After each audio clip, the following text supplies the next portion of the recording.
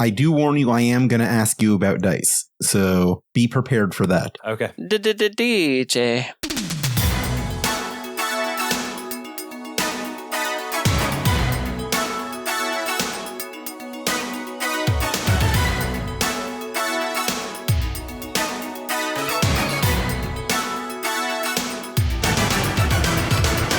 You have welcomed slime into your heart. Nice. This is episode 327 of the Insert Credit Show, a magazine you can't read with a buzzer you can't silence. I'm Alex Jaffe, but my friends call me Tony Pepperoni. I'm Frank Cifaldi, and I have welcomed slime into my nasal passages this week. So look forward to a slightly altered version of this voice. And my friends call me, I don't know, man, something with slime. You see where I'm going with that? You know, like Slimer, but that's not funny. I don't know. King Slime, maybe. King Slime, yeah. Frank, the real Ghostbuster Cifaldi. Yeah, there it is. Filthy Frank. Yeah, Filthy Frank. Best, it makes me feel bad. Like that, no, that's the alternate, like the garbage pail. Like, you know how there's two cards for the same, same character, right? It's like Slime Ball Frank and Filthy Frank or something. Because any sufficiently good idea must be done twice. Mm-hmm. Is that the garbage pail kids rule? They call it the rule of twos. That's what it says on every wax pack. That's their motto. Yeah, but it's in Latin. Yeah. Oh, man. Well, that was fun. Is that the end of the show? No, you got to do yours. I'm Tim Rogers, and my friends trying to make a joke about my dogs. They call me some sound that I can't replicate with my human throat. Let's all just explain the jokes we'd like to make. Yeah, that's a good idea. My friends call me some sound that I can't replicate with a human throat because all my friends are little dogs, just two of them. So. Well, my throat's altered. Maybe I could give it a shot. Oh, Frank, would you consider Frank the altered beast? Cifaldi? Can you why would you want a regular beast? Yeah. Why wouldn't you want one that was a little get a different one? A little changed up, right? I'm Brandon Sheffield. My friends call me because I got no friends. That's my joke. Oh. I got friends. I don't. Sure you do. I don't mind not having friends, to be perfectly honest. Yeah, well. I've gotten used to it in the last 8 years or so. You accidentally got a couple, whether you like it or not. Yeah. I don't know who any of them are.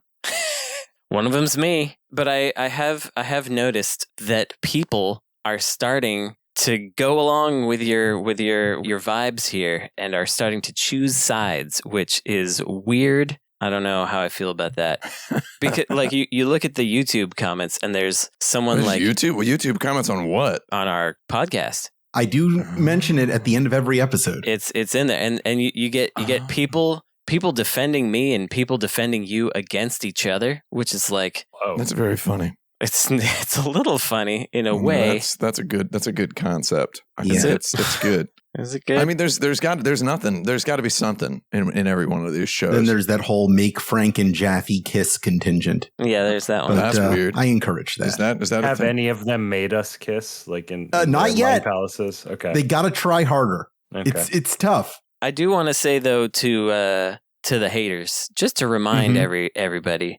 You were the worst Solid Snake. Just because I don't like something doesn't mean I think it's bad. Just to be clear, I believe that liking things is subjective. And because I don't like something doesn't mean that you shouldn't. Don't take it personally when I don't like something. It's totally fine. There's a bit of a difficulty that some people have kind of separating the phrase don't like and dislike, right? Sure. Yeah. So, I mean, don't like is passive and dislike is active. Mm-hmm. To dislike something is different from to not like it, Yeah. right? Yeah. I mean, it's huge. I mean, not right. I'm not asking for confirmation here. This is as close as critical thinking gets to the laws of physics here. Yeah, I would say that when I don't like something, it passed me by. You know, that's nobody's fault necessarily.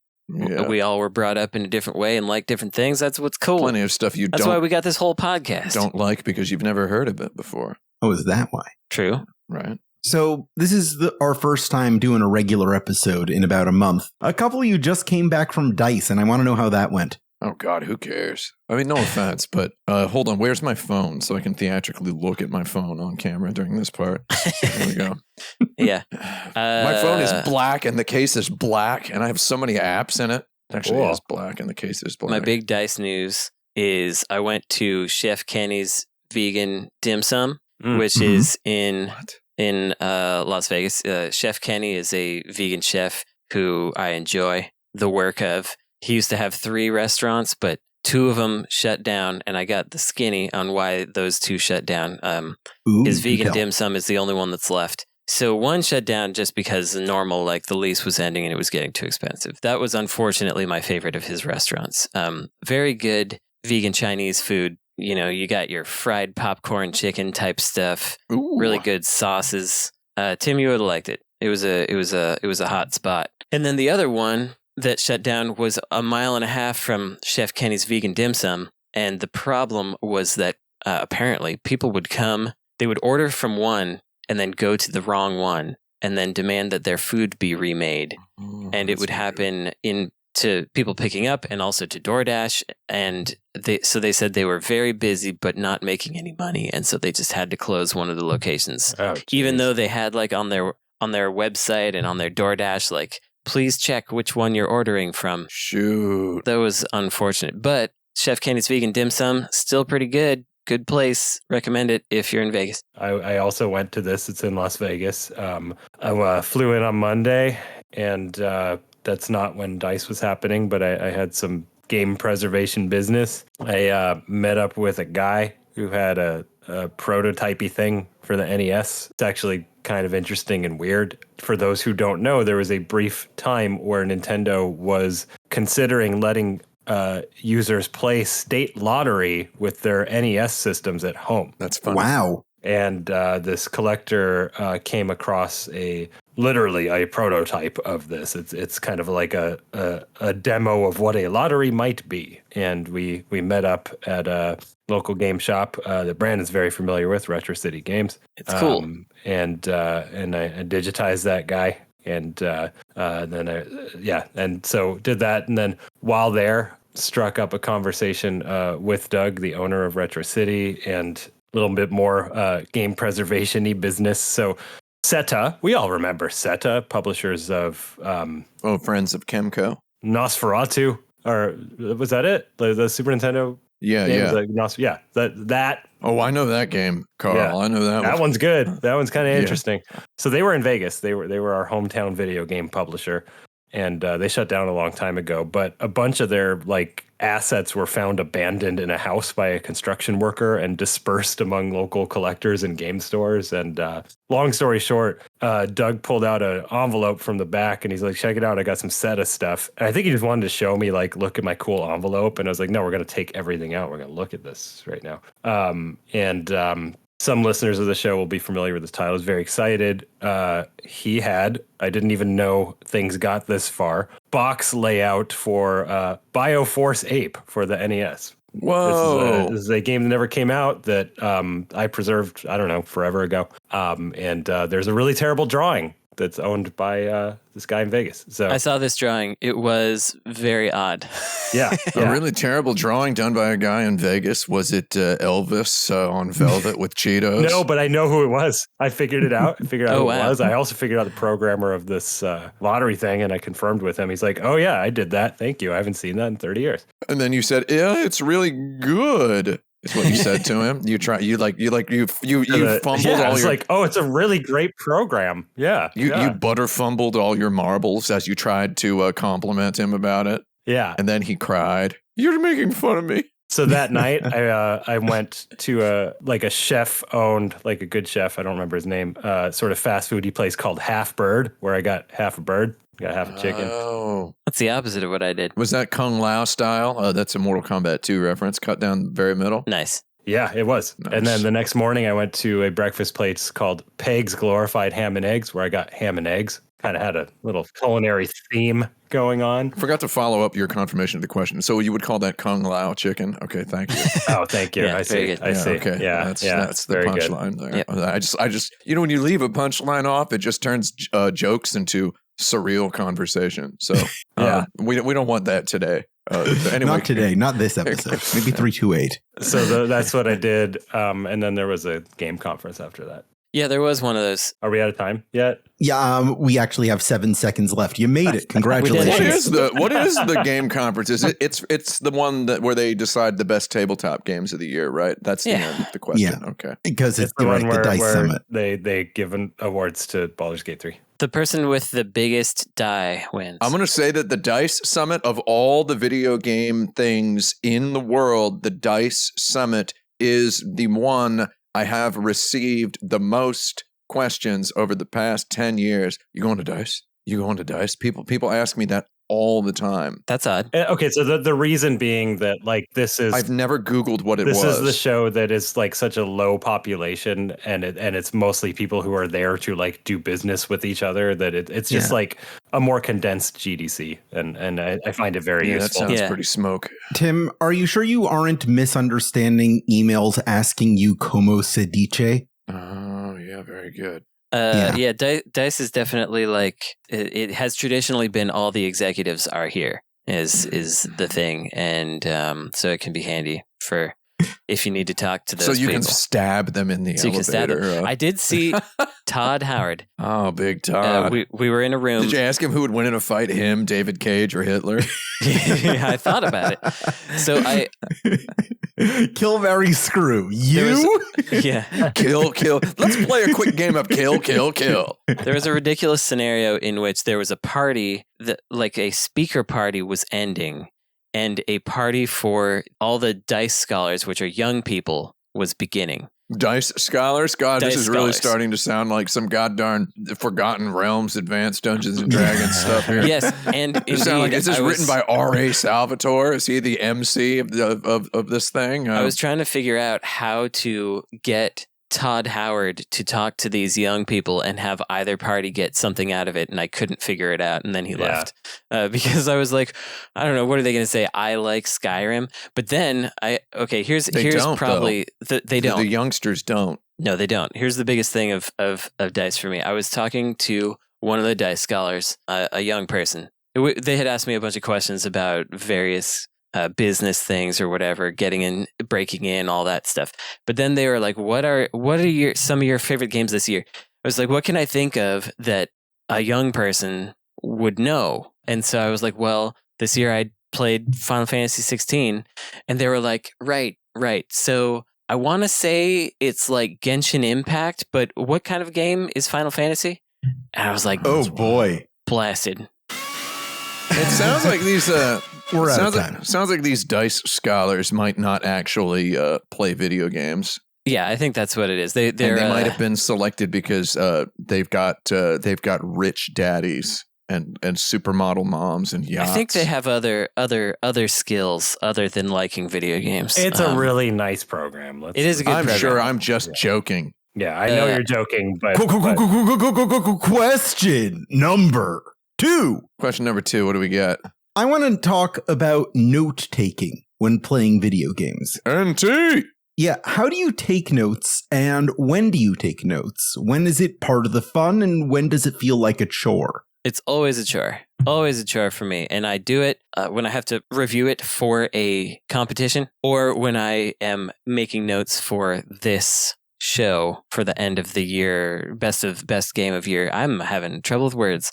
But that's when I take notes. It's always a chore. I never enjoy it. I think it's not fun. And that's my experience with taking notes for video games at the end. I've been doing it since about the year 1999. And it just kind of happens. There was a point in Final Fantasy VIII when I realized you didn't really need to hold the select button down and slam the square button so much to charge up your GFs during your girlfriend during the summons. Right. That it does extra damage, but by and large, on average, on balance, whatever the word is, you don't really need to do it. And I took some notes during those times, and it's just kind of gotten to a point that while I'm playing a video game, I have a bunch of notes in my head, and when I reach something like a Final Fantasy VIII GF summon, which if anyone remembers, they were of interminable length. They went on very long. When I reach something like that, I'll write down a couple of the things.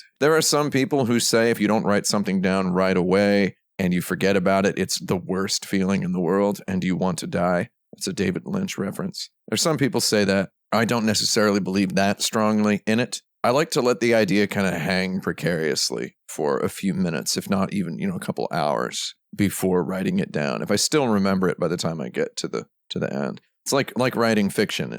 I've never written a piece of fiction that I did not completely rewrite from zero at some point later, and it without consulting the original. If I forget a detail, it didn't deserve to survive. So I think the same way about taking notes. And I've done that for every video game that I've played for the last 25-ish years, for whatever the reason. I mean, there's a reason, of course, obviously. But lately, I've been really excited about this device that's going to let me play Japanese role-playing games on my Mister with my feet, so that I can take notes during the entire process with the laptop on my lap, which is something I actually got pretty good at doing with just my pinky and ring fingers on the keyboard while playing a game with the controller. But now it's like if I have the feet freed up, I get extra fingers. So kind of excited about that. I don't think I have the mental process multi-threading to do that. So I have to pause the game while I'm taking notes. I don't necessarily consider it a skill, for whatever it's worth. If that makes you feel any better about it. It reminds me of like people will listen to podcasts or watch a movie while working, but I've realized that most of my work is related to typing words, and I can't think words and hear words at the same time. I just can't do it. Yeah. But I was trying to think if there's ever been a time when taking notes was fun rather than a compulsion or a necessity. I was trying to think about like times when I had to write down like a code or even mapping an area, but I don't think I really actually had fun. I think all those times was also a kind of a compulsion for me. So it's weird. It feels like it should have been fun at some point, but it just I just haven't found the way for it to be fun. Frank, you play a lot of games that typically require note taking. I do. He doesn't play a lot of games. Yeah, like adventure type games. If a game requires note taking, it's a bad game design. Yeah. Oh, really? Yeah. A bold claim. Well, unless it's part of the game somehow. Frank, would you say baseball is a bad game? No, but you don't need to take notes to play a baseball video game. I'm talking about the game of baseball. Well, yeah, the game of baseball at a professional level. Yeah, it's a great game. We're not talking about the game of baseball. We're talking about video games, video game podcast. And also, I'm not going to play baseball at a high level. I'm just going to swing bat and have fun with my friends. You said bad game, not bad. I think it was implied. This is the Insert Credit magazine, a audio drama about interactive video games, I believe. Video games suck. Drama indeed. Video games so suck. I like the idea of playing a game that requires taking extensive notes and really getting engrossed in it, in the same way that I like the idea of watching football every Sunday with a big bowl of popcorn and falling asleep on the couch. These all sound like really peaceful existences that are not me. So it sounds nice, but it's not. That's not me. I think. Oops. Never mind. Wow. Did I do that? No, the Mimsy came in the door. Good timing. Here's my next question. Number 3. Sarah Bond at Xbox promised last week that their next console will feature, quote, the largest technical leap you've ever seen in a hardware generation. Oh, that's interesting. That's going to be false. What would it take for that to be true? It would have to hover. Like the entire system would have to hover. That would be it. We've already had a Magic Leap. But I can tell you exactly what it is. It's just going to be a better Xbox for a reason that only a Poindexter will be able to explain. 100%. But it still won't be nearly as good as the PC that I own right now. Yeah. By the time it comes out, I will own an even better PC, or at least an even better graphics card. These consoles are dead. I also have to say that if it were, first of all, the greatest graphical leap that we have ever seen is not possible anymore. It's just not possible. Right. Yeah. We've hit the whatever curve, the Steven curve or whatever. We're way up on that curve. Like going from 16-bit to 32-bit was big. Going from 32 to like once we got to the 360, those were big leaps. But we've been incremental since then, and a big leap is not coming. But even if there were such a leap, we would not have the resources. We as an industry would not have the resources to exploit that leap because No, we just get those scholars and we just grind them to That's dust right, and grind then we them let into them go. Yeah. The DICE scholars can figure it out. We don't have enough big companies with large enough groups of people to make games like that. Where many people talked about 2023 as the like a tombstone on that kind of thing. There's going to be a few more, but there's not going to be that many. So yeah, like if there is a huge, ginormous graphical leap, which I cannot envision, maybe we'll see it in Halo, and then that'll be it. As a person with I feel obligated to speak for the persons who own 4090 graphics cards at the moment. Running stuff in DLSS 3 with like NVIDIA frame generation hardware scheduled GPU.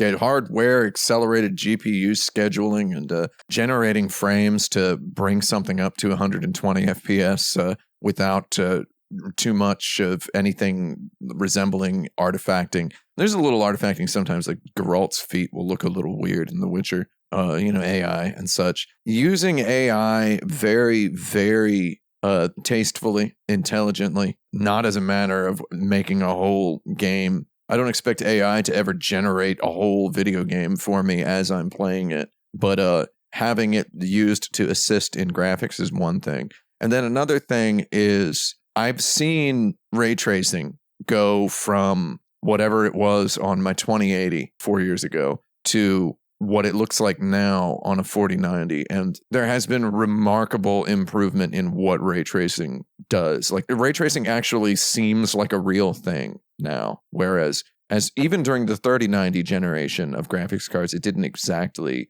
feel like it had blossomed yet. But now playing Alan Wake 2 on a 4090, absolutely crazy looking. And then when you boot into the photo mode of something like Cyberpunk, and you see how ridiculously high fidelity the visuals become during that, they're giving you this glimpse because the game itself looks wonderful, especially with the modern DLSS and everything. But when you boot into the photo mode, you were seeing post-processing effects and such, and manipulating the scene in 3D. And you're realizing, oh, there is this moment where even a guy with a $7,000 computer goes, oh, graphics definitely can get a lot better. If I could play this in real time, that would be crazy. And that will happen someday, Toy Story World in Kingdom Hearts 3 indisputably looks better than the movie Toy Story. Like, you'd have to be an idiot to think the original movie Toy Story has better graphics than the Toy Story world in Kingdom Hearts 3. So we've gotten to these points where stuff, but again, it is all incremental. We don't realize how far we've come, but I don't know. It's my complicated answer. Yeah, I still feel like the layperson would have a hard time telling how much better, like, even The Last of Us 2 was versus Gears of War. Like they would have though there is a huge difference there's a wide gulf between the two. I think the layperson would be incapable. If we were to go from what a PS5 game looks like right now, like what a flagship first party PS5, let's say Final Fantasy 16 is a really good example because that's not first party, but it's exclusive. Final Fantasy 16, if you were to go from that to fully real-time 4K 120, all sliders maxed, real-time Cyberpunk 2077 photo mode, quality graphics, I feel like the layperson would get it. They would go, wow, this looks really good. I honestly feel that way. Okay. But that won't happen. That won't happen. It won't happen with the next Xbox. It won't happen within the next 8 hardware generations or so. So it's, in other words, the answer is no. You were correct, Brandon. It won't happen. With Sonic the Hedgehog 3 in theaters and a Knuckles the Echidna streaming miniseries both coming this year, what will the next 6 years of the Sonic cinematic universe look like up to 2030? Sonic 3D Blast. Sonic R. Oh, they're finally going to realize Sonic Extreme and our favorite lost character, Tiara Bubowski. Yeah. Tiara Bubowski. Her name was Tiara Bubowski. Is that true? You're making that up. I am not making this up. There is a female, I believe, hedgehog. No, you're right. Character in the unreleased Sonic Extreme game called Tiara Bubowski. also known as Tiara Cyberewski. What they're sure of is she's Slavic. Yeah. She's Tiara Bubowski. Tiara Bubowski. Cyberewski. So Who's gonna voice her in Sonic the Hedgehog 5? Taylor Swift. They got Kristen Ritter to do probably Rouge the Bat. We don't know yet, but she's in there. Like Rouge the Bat's in Sonic In Sonic the Hedgehog 3, yeah. Wait, when is that coming out? Is that coming out This year. Oh, crikey. Have we even seen anything from that? We've seen little bits of Shadow, yeah. Did they announce that? Is it Hayden Christensen as Shadow? Should be. Is it? Yeah, I thought that was announced. Was it not Yeah, you're announced? right. It is Hayden Christensen as Shadow. So he's pretty good. He's been dragged back out of the grave with a couple of things the past year. You know what? Good for him. Mm-hmm. Good for him. Did he deserve to have his career completely ruined by being in those Star Wars prequels that no adult liked at the time, but lots of people like now because they've become adults after being children? Did he deserve to have his career just completely kind of put in the bottom pizza oven instead of the top pizza oven? I don't know what that means. Did you know that Mark Hamill played Mozart in the Broadway play Amadeus? Did you know this? No. And was to raucous applause, extreme critical acclaim. And when the Hollywood movie adaptation was pitched, the director said absolutely refused to cast Mark Hamill, but cast everyone else from the play. Wow. Not everyone else, most of the other people, because he did not want a guy from a Star Wars in the movie. I will say I did see the 2014 film Outcast with Hayden Christensen and Nicolas Cage, and I don't watch that. It did not make a good case for Hayden's career outside of Star Wars. Well, I mean, just because he was in Star Wars doesn't mean that he deserved a career. But he's Shadow the Hedgehog now. He's Shadow. And hopefully that's going to really give him it's going to really just give him the fuel he needs to attend conventions for the rest of his life. I feel like it depends on whether they decide, okay, we're cinematic universing now. They might try to make a really bad Shadow the Hedgehog movie to expand it. And that I would not be surprised if that were to occur. That feels like something that they would could happen. do that. I suspect it's going to be the 90s Batman movie model where they just like each movie's like, do you want to see the movie interpretation of Amy? You know, like that's the selling point is they just keep introducing characters until they run out of, until they're getting into like the C tiers and then they just kind of start over. That's my guess. It hasn't been quite long enough yet, but in a couple of years we might see a Sonic movie franchise reboot that is only CG and released theatrically. That doesn't have any human characters in it. I could see that. Oh, to make it more like the Mario movie. Yeah. Yeah. Well, and also like the human parts are there because they didn't believe that they could just make a Sonic the Hedgehog movie. In Sonic 2, the human parts for sure to me felt like a different movie. There's that whole wedding side plot for some reason. There's a whole sitcom. What was that? We talked about this on the show. There's a whole sitcom episode, and then the next sitcom episode just in the middle of the movie. It's like almost half of the movie. They still don't believe that they're allowed to. They gotta really own the verisimilitude, the world builderliness of it. My prediction for the Sonic universe, it's going to fizzle out a bit creatively, but it's going to stick around, but it's going to be minions. Yeah, the kids drag their parents, or the parents drag the kids. Doesn't matter who's dragging who. Somebody's dragging somebody.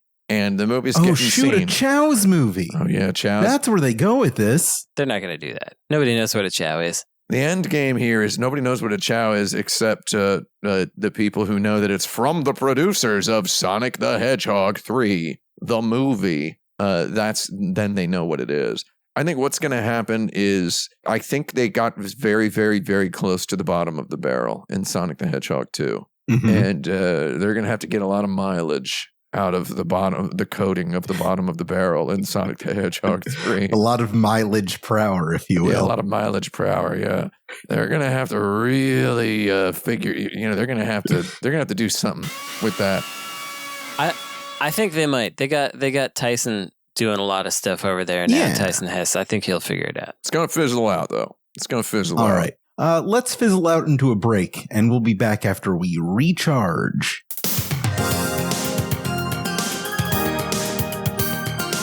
The following ad supports the Insert Credit podcast, but is not necessarily endorsed by its individual members.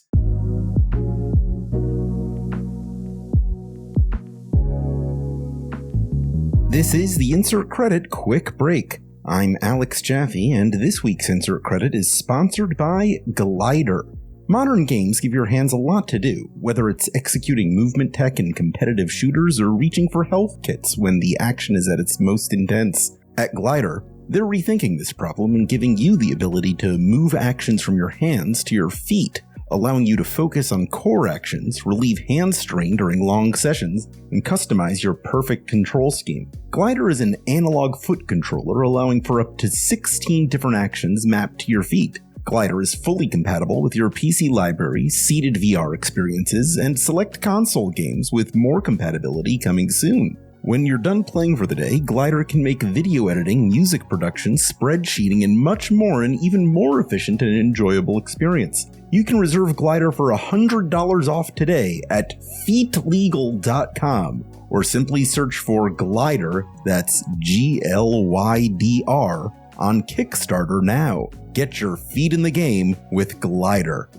To sponsor a future episode of Insert Credit, get in touch with me by sending an email to show@insertcredit.com. Here we go. Welcome back to the Insert Credit audio magazine, already in progress. Our first dirtbag question this week, and only dirtbag question this week, because usually I only pick one. The Durst bag, because it's the first dirt bag. It's the first dirt bag. Here's how I pick these questions, if you're curious. There's this form that you can access if you go to patreon.com/insertcredit and give us a few dollars a month that you can use to submit questions to this show. You also get monthly bonus episodes if you do that. So that's another reason you might want to throw us a couple dollars. Anyway, this week's question comes from Kory, who asks, if you had to design a fighting game with a roster consisting solely of variants of the same character, who would it be?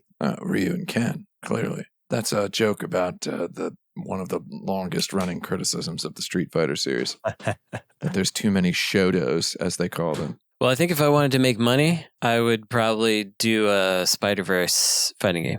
Yes. Yeah. All Peter Parker. Not even all Peter Parker. All Spider-Man. No, not all Peter Parker. They're just all Spider-Man. All Spider-Man. All spiders. Spider people. Yeah. Spiders Man in there. Yeah, Spider-Man. Call it Spider Fight would be the name of the game. Yeah, Spider Fighter. With a hyphen, yeah. Or you call it Fighter-Man. No, Spider Fighter is too hacky. A Spider Fight sounds better. Well, it would be called Spider-Verse Ultimate or something. Spider-Verse? Yeah. And Spider-Verses. Spider-Verses. Since you got the Spider-Verse going already, that feels like the obvious choice. Yeah. Spider-Verse isn't going to be going for long. It's going to fizzle out. Yeah, and that's why you got to do the fighting game right now. It's my new prediction that everything fizzles out.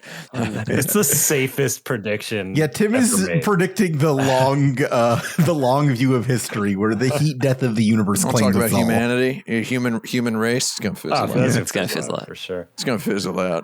I think it's a really good answer. I mean, like, assuming it's the same character, like, is that cheating? No, I've decided it's not. Great. They could do an all Mario's Smash. That's true. That's just Mario, Mario Kart Mario, Dr. Mario, Baby Mario, Golf Mario. Cape Mario, Fire Flower Mario. Yeah, Fire Mario, just all the different Mario, the Tanuki Mario. Forbidden teaches typing Mario. Yeah, and then there's just one Luigi. It's like a $100 DLC. But he's called Luigi Mario. Luigi Mario. Which is his full name in the Bob Hoskins movie. So fully digitized graphics, Bob Hoskins. Bob Hoskins. Yeah. I said Hoskins. Charles Martinet's in there. Bob Postum Hoskins.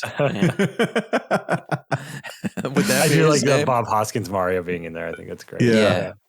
And then Charles Martinet is in there, but he's just a dead body that just falls to the ground the second the match starts. But he still says "Wahoo" on the way down. Maybe he's in the game as the announcer, but he doesn't get to voice any of the Marios. He says "Wahoo" in reverse at the beginning of the Ooh-ah!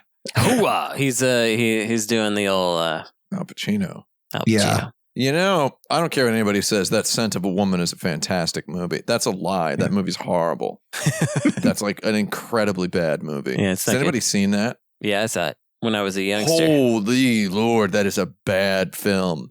Yeah. But then again, most stuff that gets yelled about for the Oscars. Who would be the best fighter in the all Al Pacino fighting game? Oh, well, that's actually a question I'm specifically prepared to answer. So you've got Jack Kevorkian, you've got Phil Spector, you've got goddarn Tony Montana, you've got Ricky Roma. I think it'd be Ricky. Yeah. Because this is Ricky, Jim. You've got Serpico. You've got Dog Day Afternoon Man. What's his Heat character? Mr. Heat is his name. Yeah, Captain Heat. Captain Big Boy McHeat is his name. Yeah. Jimmy Hoffa in The Irishman. I don't know, man. You got Dunkachino. Yeah, I mean, you'd really, and then you've even got the Dunkin' Donuts commercial guy. Yeah. I think Scarface is your guy. Yeah. Tony Montana. Yeah. You know, it's cliche to bring this up, but you would say hello to his little friend. Yeah. Oh no, that's a move. Like he puts his hand out and he says, "Say hello to my little friend," and like a little tiny version of him like runs off the side of the screen with a Tommy gun. Yeah. Pro players are going to master the "say hello to my little friend" like fake out. Oh yeah, because you can do like the hand gesture as like a taunt. And they think like, oh, here comes the little friend, but then he just suddenly jumps. Yeah. His finishing move is he slaps a Scarface poster on your dorm room wall. I had a T-shirt as a kid that was the Scarface poster, but with Homer Simpson, and it said Crumb Face on it instead of Scarface. Nope. And I was not happy with that shirt because I always thought that it should say Scarf Ace. I think that would be a better Homer Simpson joke. Yeah, Lord. Yeah, well, he wouldn't be able to make that joke, Homer. He doesn't know about stuff. Yeah, Homer's a classically stupid individual, right? Yes. Is that what I mean? I'm not the biggest Simpsons aficionado, but is it kind of the point that he's supposed to be stupid? Yeah, I think they slid that one in there. Unless it's funnier for him to be smart for a second. Is that the idea? Indubitably. Right. So little Easter egg for Alex Jaffe only, I think. I realized the reason that I was envisioning a little friend running out is because I'm currently reading Jack Kirby's extremely bizarre Jimmy Olsen run. Oh, yeah. One of the Newsboy Legion has a clone of himself in his pocket that he pulls out sometimes that he can't talk. He just gestures, just kind of gives a thumbs up or like points at things. And then he goes back in his pocket. Oh, God, I remember that. Yeah. Wow. They just like found, sorry, I'm taking this over for a second. I got to talk about this. I'm a little traumatized by how weird this comic is. So Superman and Jimmy were chasing down a vampire. And the vampire like disappeared. And Jimmy's like, well, a vampire disappeared. Superman's like, no, I think he's just really tiny. I think he just made himself tiny. He's like, what? Why would you go to tiny? He's like, I just have a feeling. And they figured out that he went to this cemetery. They found this mausoleum that was sealed up. And Jimmy's like, that thing's sealed up. He's like, yeah, but not if you're tiny. You can get through that if you're tiny. And so he got in there and it turned out, yeah, the vampire can make himself tiny. And he's in fact from a planet that exists inside of a mausoleum. Oh, that was a very common thing at the time. Worlds that exist on a subatomic Sounds level. like a Rick and Morty episode here. Yeah. Yeah. A lot of the Atom comics were about that. This is the time where they're like, Jack Kirby doesn't need a writer also. He can just do whatever he wants. And he's like, tiny planet in a mausoleum. The tiny planet is called Transylvania. And it was made by a scientist out of gas, and he projects horror films at the planet, and the inhabitants of the planet, who are tiny but can grow into normal person size if they feel like it, are all monsters because the scientists just projected monster movies, and their DNA is adaptable to what they observe.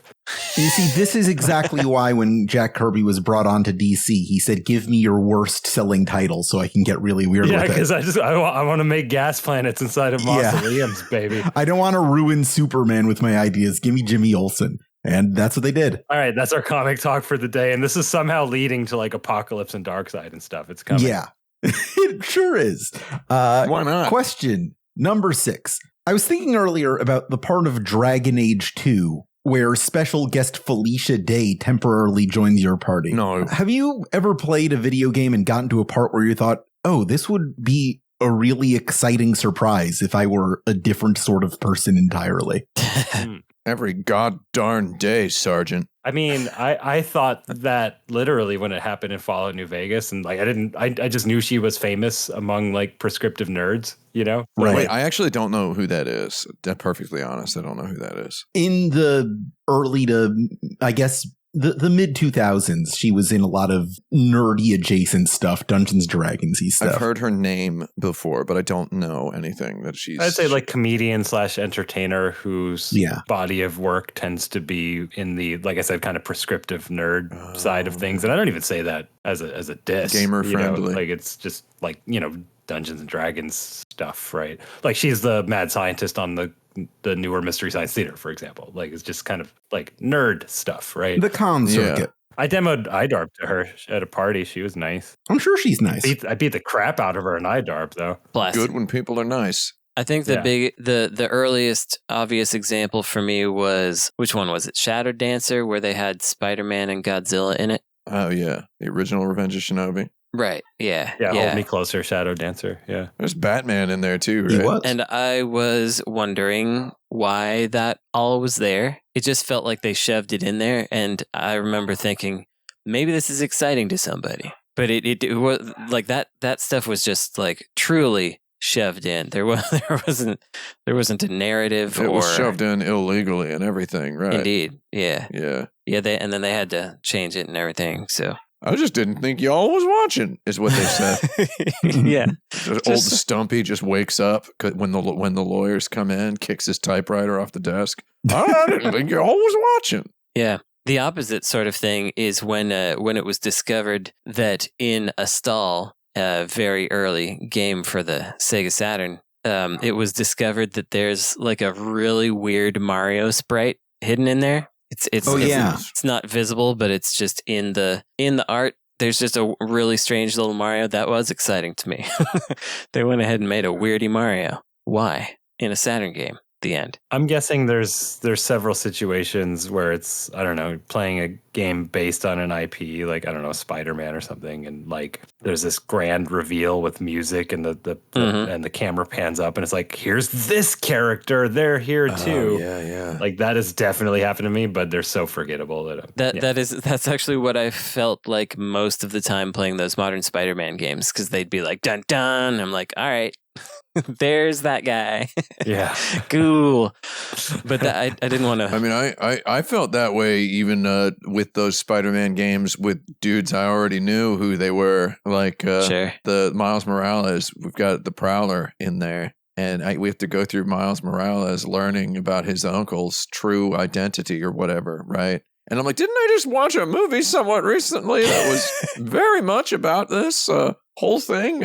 And executed in a virtuosic visual style that didn't look like a AAA video game that still looks pretty good. I mean, that's kind of the inverse of this. If I were a different person entirely. I find that pretty frustrating. Oh, actually, a good one. I thought of a real one, and Jaffe, you might relate to this. Arkham Knight, right? The character of Arkham Knight, which you and I were both like, oh, it's Jason Todd. Yeah, obviously. But like thanks for the spoilers. Just keep pretending like it's something else, right? Like even going into the marketing, they're like, no, it's not Jason. Yeah. Love that stuff. And it takes like 20 hours before Batman's like, Jason? Like, someone else that might have been like, oh my God, it's Jason Todd. Batman Scruff McGruff. Yeah. There's currently at this very moment something interesting boiling about the Final Fantasy VII Remake Part 2, Final Fantasy VII Rebirth it's called, which covers, I believe, so the first game was just Midgar, and I believe this second Rebirth is the rest of Disc 1 of Final Fantasy VII, which is most of the game, right? And it's a big open world thing. It's got a whole bunch of towns. Those who played Final Fantasy VII Remake know that it reveals itself in the end to be a secret sequel to Final Fantasy VII. It's not a remake of the game at all. It's a sequel with time travel. There's even a Chrono Trigger character shown to you within your first hour of the game. There's a whole lot of stuff going on there in a beautiful way. I feel like that game gave a lot of people I wish I were a different sort of person vibes as it got toward the end. I actually got a bit of that. Yeah. Not even toward the end. Just like in the middle of it, I was like, man, I wish I could love this. That would be so fun for me. Actually, that's a really good one. And I was just talking about this yesterday because I didn't really play the original. Yeah. And it's like, I kind of wish that I had. Yeah, they didn't market it super specifically as maybe you should play the original. They were like, it's okay, let this replace the original. But for people who played the original, it's definitely too late to have played the original 27 years ago, right? So it's too late for that. But for those of us who did play it 27 years ago, it felt like completely insane, some of the stuff they were doing in there. The amount and I wouldn't recommend anyone try. Like, I actually tried maybe 8 years ago. No, I have to finish what I was saying about Final Fantasy VII Rebirth. Here it is. So when Final Fantasy VII Remake came out, there was a post on Twitter that was by the official Square Enix account. That was a big old text, GIF, an image. First of all, what good is it what good is the 21st century if we still have to pinch and zoom into little images full of text? It drives me bonko. An image with text that was, and this is Tetsuya Nomura, director of the game here, just want to ask you to please not spoil the game on social media. It would be nice. Immediately met with a chorus of loud, shrieking derision. The game came out in 1997, you idiot, you stupid fool, you Nimrod, you jerk. Any moron who doesn't know the story deserves to be spoiled, right? Which was very funny because it had huge departures and twists. They did the same thing yesterday, okay? About this new one. They did the same thing, saying, please don't spoil the ending, right? And they got the exact same sort of weird backlash, which is, the game came out in 1997. Anyone can look it up. These people didn't know. My mom sent me an article from the New York Times spoiling Final Fantasy VII this week.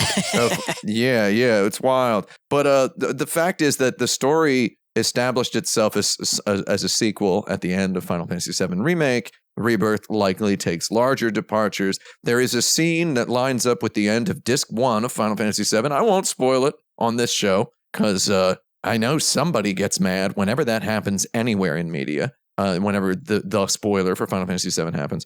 There's a scene that lines up with the end of Disc 1 of Final Fantasy VII Original that is likely to conclude Final Fantasy VII Rebirth. The most famous scene in perhaps the history of narrative video games, in fact, I would say. So when Square Enix posted, please don't spoil the ending, half the people were like, everyone knows the spoiler. And the other half of people were like, wait a minute, why do they think we don't know the spoiler? Why would it be a surprise? And then half of those people are saying it's going to be a surprise because it's not going to happen and you're going to be able to do something different. And the other half of the people are like, it's a surprise, it's a spoiler because it is going to happen. And they done faked you out by making you think it's going to not happen. And I'm looking at that coin flip. They got everybody swirling. And I'm just pretty glad I am the person as invested in Final Fantasy VII as I am. I mean, it's like perfectly 50-50 either way. Oh, I'm actually I'm with you on that. Without because I only played the remake, but I was pretty invested and I know about the thing. You know the spoiler. Yeah, of course. I think it's 60-40 in favor of changing. Yeah. That's where I am. I would say it's more like maybe 54-46. Sure. I feel like keeping it in there would be crazy. Yeah. But also, how do you goddarn get people talking? Mm-hmm. Well, I feel like narratively, the first one was leading toward the conclusion of changing it. Yeah. Like, there's a lot of thematic elements of we can change our destinies or whatever. I would have some sort of, if Square Enix is talking about investing in crypto, this is what you would actually use crypto for, is every PSN user gets one shot at it, Your save is a crypto file, or I don't know what, somebody else, some other Poindexter can figure it out, but you get one shot at preventing it. Some dice scholar. Some dice scholar can if you or prevent one it, shot at executing it. Yeah, and then and then it's so you'll have players who got it, players who didn't, and then when the third one comes out, it's a different game depending on how your second one ended. Nice. That's what I would do, and I would get fired. They'd find a way to fire me twice for even having that idea. This is a good segue into a question I keep meaning to ask on Valentine's Day every year, except I keep forgetting that we do our Game of the Year episode on Valentine's Day. So here it is in Valentine's month. All right. What is the worst love story ever told in video games? So first of all, you could have saved this until March 14th, which is called White Day in Japan, which is it's 1 month after Valentine's Day. And on Valentine's Day in Japan, since we talk about a lot of Japanese video games here, it makes sense. Valentine's Day in Japan is when girls give chocolate to all the boys they know. And then White Day is the day when the boys give chocolate to the one girl they like. Oh, that's interesting. Yeah. And then that's the actual go out on a date day. Whereas Valentine's Day, no dates. I don't feel that I've earned this answer because I haven't played the game, but people did not like the human lady kissing Sonic in Sonic the Hedgehog, parentheses 2006. That's a big one. That's what I'm talking about when I say fizzling out, dude. Yeah. Oh, that's going to be it. By the time they get to that shark is going to look like a goddarn flea. Going into the nostalgia market for that love story. Yeah. That shark is going to look like a baby termite baby, by that point. They're going to be stratospheric. Once you see the top tuft spike of Silver the Hedgehog show up in a post-credit scene, you know it's over. Is Silver the Hedgehog? Yeah, we're turning this conversation into, is Silver Hedgehog just like the perfect mascot of like jank in the history of video games? If you were to personify jank as a video game character, would it just be, not saying he's janky or anything? Would it just be Silver the Hedgehog? No, sure. He's the herald of jankiness, is like it not, Silver Surfer. Is it not Bubsy, though? I mean, I hate to bring Bubsy back in here. No, not Bubsy, mate. No. All right. Bubsy's not Euro enough. Is it Arrow the Acrobat? Arrow's not Euro enough either. I think what Silver brings is the idea of a tight series loosening to the point that the wheels fall off. Yeah, there's the historical context, and then there's also they really made another one of these sort of characters that looks kind of like Sonic, but not really. Yeah, he's kind of third Knuckles. A sinister presence who's going to be a good guy because nobody stays mad at Sonic the Hedgehog for more than one game. Except for Eggman. The guy's just Katamari-ing friends. That's the worst love story in video games, is just Sonic getting so many friends. What does this guy have? Like, why do people want to hang out with that guy? Right? It's a good question. He's fast. He's fast. That's it. He can really move. He's got an attitude. He's the fastest thing alive. That doesn't seem like very conducive to a solid relationship. I used to be able to run 2 miles in 9 minutes and 58 seconds, and I didn't have a lot of friends because of that. In fact, one could say I didn't have a lot of friends because of that. So possible. There's a lot of really bad romances, so it is hard to. I think we can handily ignore all of the actively abhorrent relationships that are in a lot of visual novels and things. Okay. Sure. I'm sorry. I gotta bring him in, man. Indigo Prophecy. Oh boy. I'm sorry. He's coming.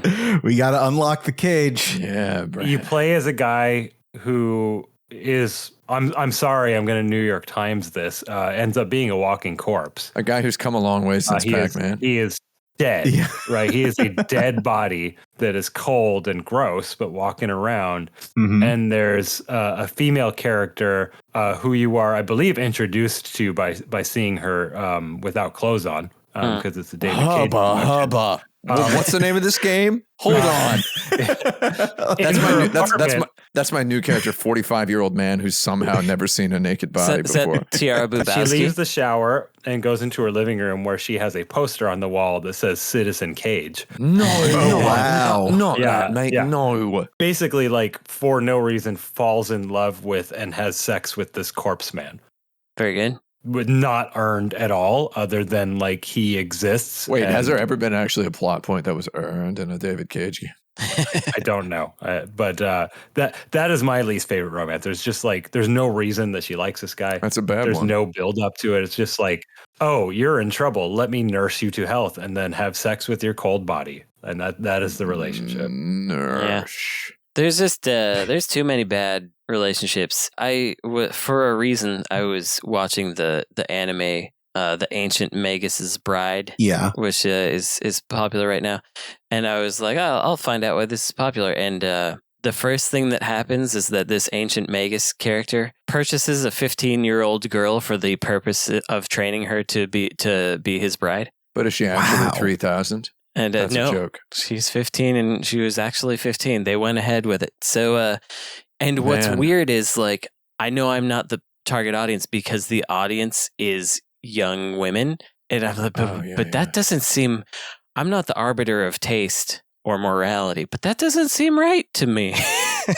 It doesn't seem like what should be the thing. I'm not a 1990s stand-up comedian, so I would never say out loud, I don't know what women want. But also, I am a 45-year-old man in the year 2024 who is socially aware, and I will say, I can't speak for what women want. Indeed. Right? Yep. Right? So that's as good as I can do. That's about where I got with my thinking about it. Neither apparently can most video game and anime writers. I have a lot of thoughts about this particular question that we don't have time for. So let me just say, anytime anybody at BioWare ever tried to write this stuff, that's my answer.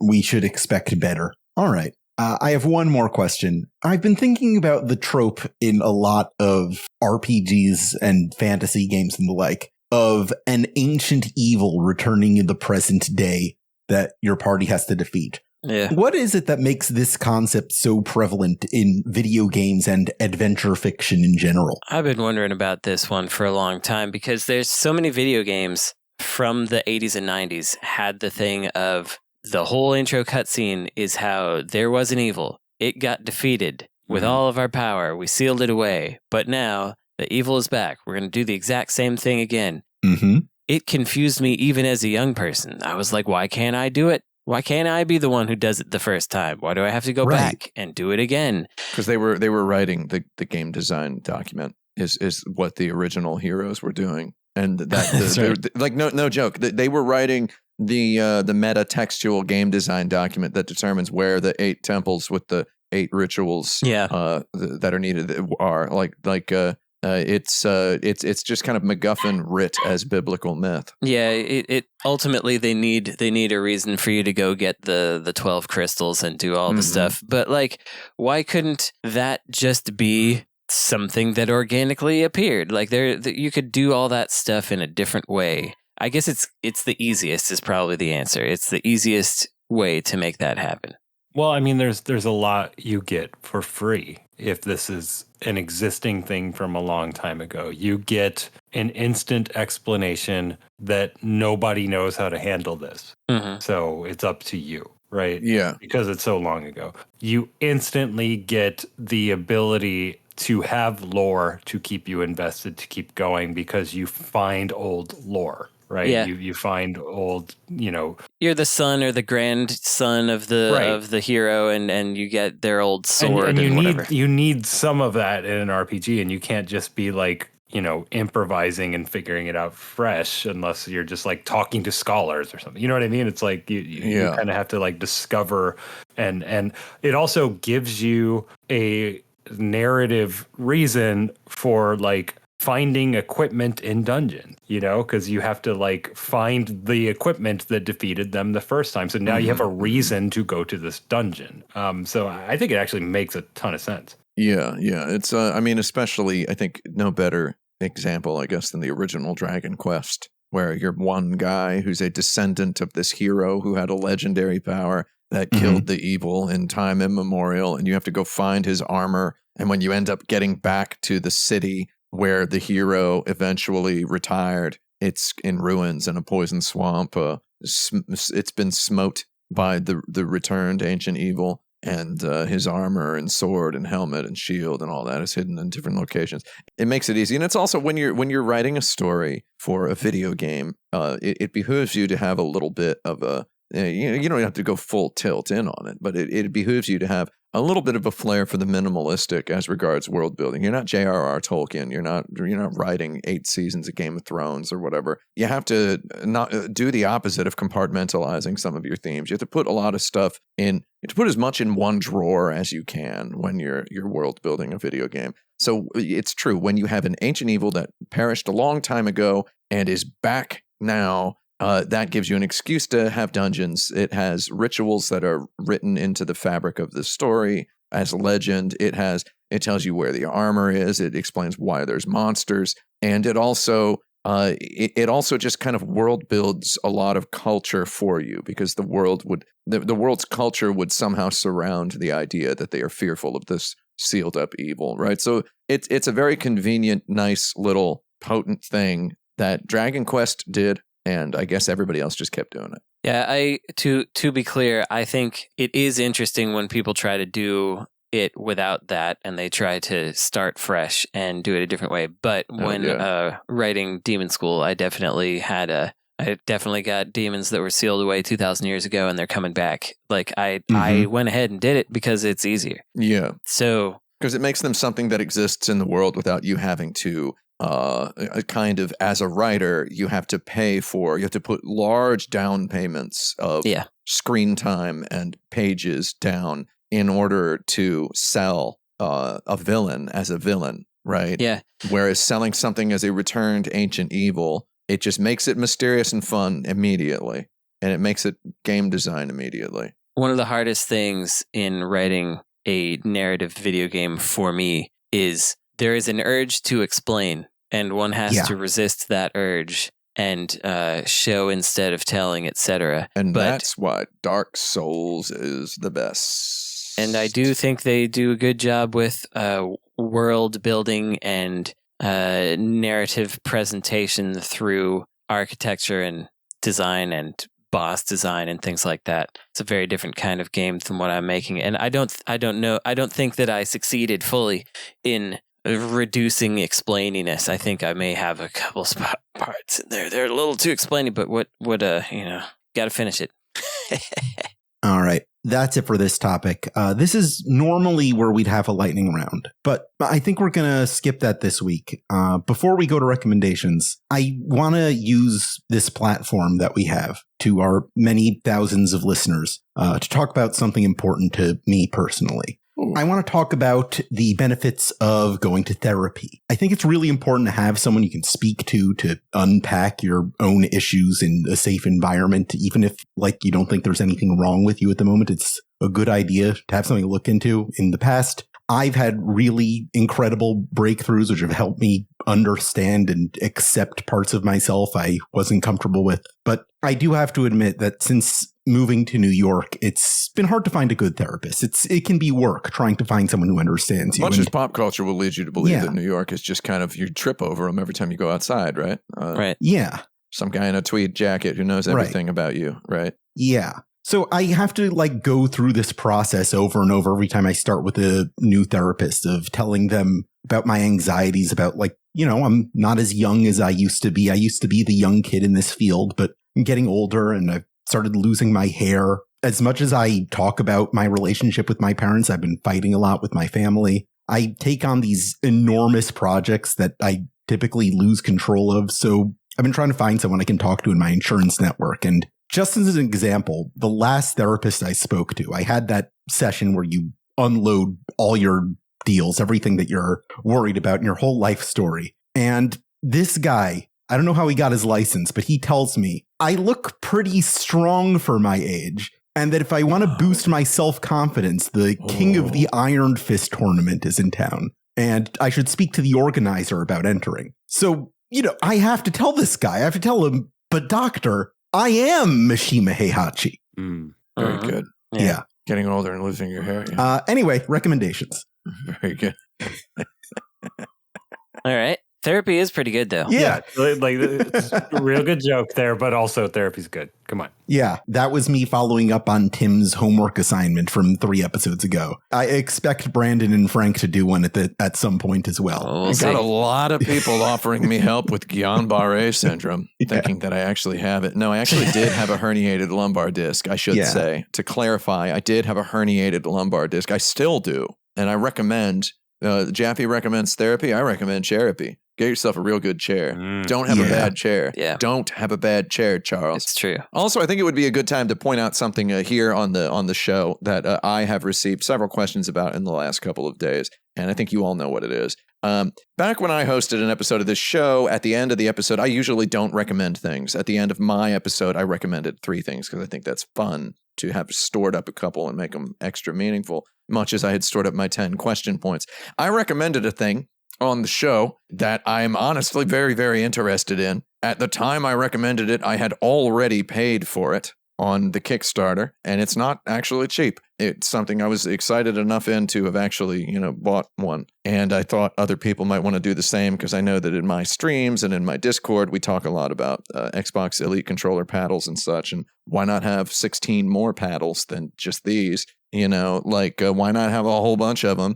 Anyway, I thought this thing was real cool, and I did not know that the maker of that thing had, the representative of the maker of that thing had written into Alex Jaffe to ask about placement of ads on the show, inquiring about putting some ads on the show. And I did not know about that. So I have I've been fielding questions from people who think that my earnest and organic promotion of the product was paid, as though I accepted a $1 million check under the table to talk about this thing I was genuinely interested in. No, this is a coincidence. It's an oversight on my fault that I didn't inform Tim about this when he started recommending the product. Yeah. So, I mean, it's the ideal scenario. I'm going to just try to say this is not my fault.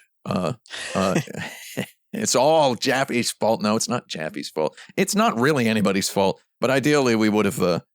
Jaffe didn't know about the ad inquiry either. He knew there was an ad inquiry from a guy whose name we know, John Warren, who's a representative of the GLYDR Kickstarter. He knew there was an ad inquiry from this guy, and he knew it was for a hardware Kickstarter. But he didn't click the link to it. That's true. And read about it, which is fine. You don't. If he had done that, then ideally we would have just cut my whole recommendation thing from the show, because I think it probably feels weird for a guy who's wanting to pay to advertise a thing to just get free advertising. It's like when you're in business negotiations with someone and you say, we would like $3 million. And then they go, okay. And you're like, I could have asked for $25 million. And you feel stupid, right? It's got to feel a little bit like that for them. And now, I don't have my soundboard plugged in, but I would play a thank you.wave after saying, and now they get even more free advertisement from me at the end of the show. In fact, they're sponsoring this episode. There's an ad on this show as well, so you're getting it from me. I really want that goddarn thing. Yeah. I really want that goddarn thing. It's a good product. So I wasn't here for the end of the show and the recommendation. Yeah. So I don't even know what we're talking about, but my recommendation is this product. Yeah. I think it's fantastic. Yeah. I think it sounds very good, and everyone should have one. Let me actually tell you about it, Frank. It's something called GLYDR, GLYDR, because you gotta misspell it these days. If you don't, if you don't, you lose. Yeah, I remember that from my OkCupid days. Yeah, it's a foot pedal system that it's Bluetooth, so you don't need to worry about your cat chewing through the cord. Mm-hmm. You do need to worry about your dog taking a dump on it, though, which is why I'm going to put mine on my shelf when I'm not using it, and I'll even do that in my shelf. It's nice. A foot pedal thing. It's 2 pedals that sit underneath your feet as you sit at your desk or on your sofa, and they allow you 16 little motions that you can do with your feet that can allow you to kind of super boost your video game ability. And also, cool. You can link them to Windows system functions. And you could definitely play a full JRPG just with your feet. Yeah, you can actually play like a full FPS with like a PC FPS with your feet and like one analog stick in one hand, or there's a lot of stuff that it unlocks the ability to do in a neat way. Imagine, for instance, you're the sort of person who likes to take notes while you play video games. Or eat dinner.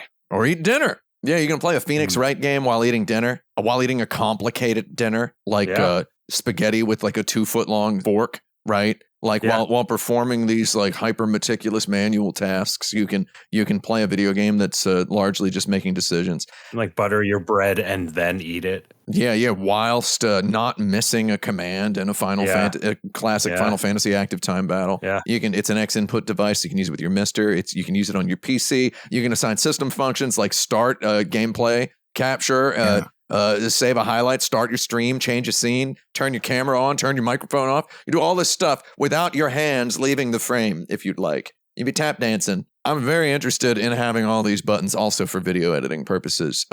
I've got I've got things, right? I've got things here. This is just one of them. I got one of these, right? You all probably have seen stuff like this. Like I got one of these I've just got something called the Tour Box. Don't really recommend it, but it's a little plastic thing that's got a whole bunch of very tactilely distinct, very tactilely unique buttons on it that are all little mechanical switches and clickers and dials and knobs and whirlies and twirlies that I have assigned about 45 different Adobe Premiere keyboard shortcuts. There's even a chording button on here to hold down and then do the others so that I never need to put my hands on the keyboard while editing stuff. I'm interested in having a thing by my foot to also navigate with. I got a big knob as well on another thing. I like having non-traditional implements. And also, it's good for accessibility. So there's that as well. Accessibility is usability. That's my recommendation again is Kickstarter, is listen to the ad if you've listened to it already. If you are a Patreon backer of this show who doesn't get to enjoy not having an ad in the show. That's too bad. First of all, here it is. That kind of sucks for the advertisers. The most dedicated listeners don't listen to the ads. You know, we actually also link the ads, and a lot of people listen to them. Because a lot of our Patreon listeners want to hear the ad. So they're like, let me hear the ad. So we link the ad separately. You need to study how Conan O'Brien does ads, and you need to study how Norm Macdonald did ads, and then forge your own path so that everybody wants to hear the ad. The Man Grill or whatever. They do. I'm there. I'm going to tell you, here's what we're going to do. I want you to sell a premium ad to somebody. Yeah. I'm not going to do it, first of all. I don't do ads. No. And actually, that's why I did not get a code of Final Fantasy VII Rebirth. I've been having text messages. I've been pulled into group chats where video game critics are asking, did you get to that part yet? And I'm like, oh my God. I literally asked my guy at Square Enix, please just send me a code so I don't have to see people asking about that part. And I actually did it. I begged for a code. And you know what he said? He said he'd been promoted and he doesn't do that stuff anymore.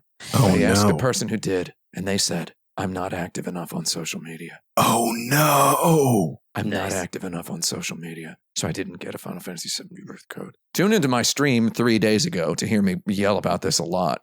It's tomorrow for us here, but 3 days ago for you, the listener to this show on Monday.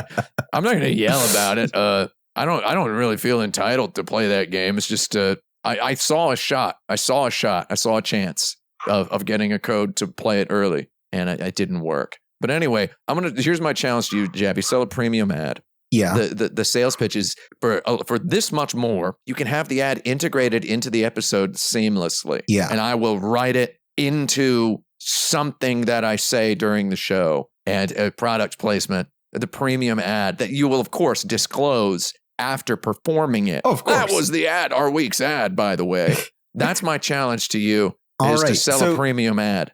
I'm going to do it right now. Tell you what, advertisers, if you want a premium ad, tell me as such by writing into show@insertcredit.com. And for a little bit more money, we'll work it into the show. Work it into the show in a way that surprises, delights. Yeah, and delights. And sometimes enrages both the audience and the hosts alike. It's going to be great. I don't know. That's something YouTubers on the high level do. So, Brandon, do you have anything you want to recommend? Yeah, so I also have a thing that people have been messaging me about since prior episodes, which is people wanted to know what my vague conversation about Pizza Tower having some problematic stuff was. And so I will tell you that the designer, McPig, said a lot of real abhorrent stuff on their Discord in 2018. That's all chronicled on Tumblr if you want to go take a look. But if you're looking for racism, transphobia, pro-Trump rhetoric, ableism. If you're looking for it, yeah. It's all in there.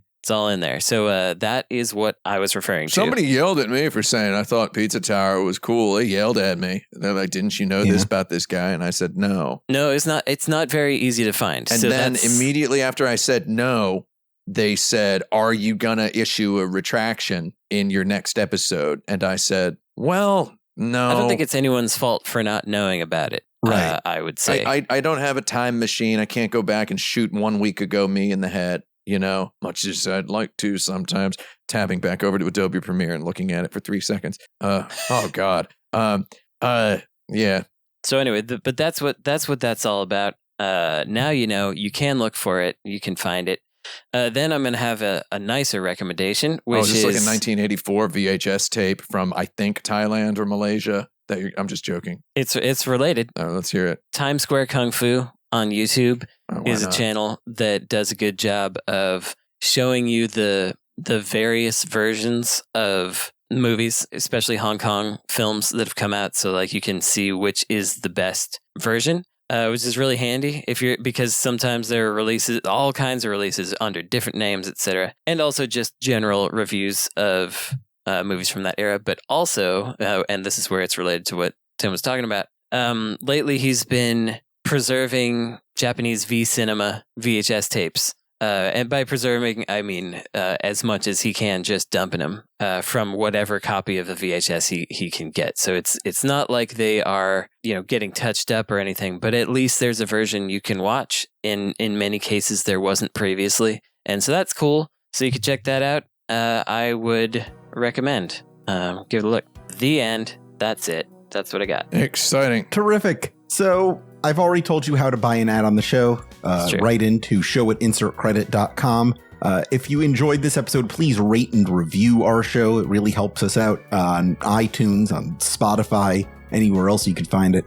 You can support us on patreon.com/insertcredit to pay everyone involved in this show except for Tim. You could also join our community at forums.insertcredit.com. Find videos of these episodes on youtube.com/insertcreditshow. This episode is edited by Esper Quinn with original music by Kurt Feldman. I'm Alex Jaffe. I'm Frank Cifaldi. I'm Tim Rogers. I'm Brandon Sheffield. And send my regards to Tiara Bubowski.